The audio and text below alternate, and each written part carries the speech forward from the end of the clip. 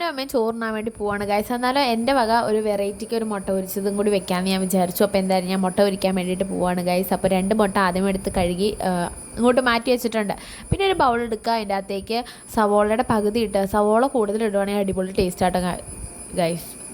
പിന്നെ ഒരു 2-3 പച്ചമുളകും കൂടി കത്രിക വെച്ചാണ് കണ്ടിച്ചിട്ടത്, വേറൊന്നും കൊണ്ടല്ല, നമ്മുടെ കൈ പുകയാതെ നമ്മൾ വേണമല്ലോ ശ്രദ്ധിക്കാനായിട്ട്. അപ്പോൾ അതൊരു പുതിയ ടെക്നിക്കാണ് ഗൈസ്, അത് നിങ്ങൾ വേണമെങ്കിൽ യൂസ് ചെയ്തു കേട്ടോ.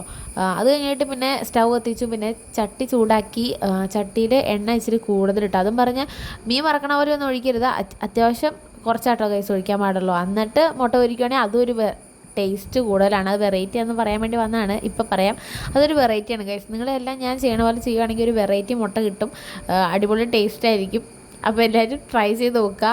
പിന്നെ ഞാൻ ചട്ടി വെച്ച് തന്നെ മറയ്ക്കാനായിട്ട് ശ്രമിച്ചു, പക്ഷേ അതെനിക്ക് പറ്റിയില്ല കേട്ടോ. അതുകൊണ്ട് ഞാൻ പിന്നെ പോയി ചട്ടകം എടുത്തുകൊണ്ട് വന്നിട്ട് വൃത്തിക്ക് മറിച്ചിട്ടുണ്ട് ഗൈസ്. എന്തായാലും ഞാൻ ചോറൊക്കെ കൊണ്ടു. അപ്പോൾ ഇത്രയുള്ളൂ, ടാറ്റാ.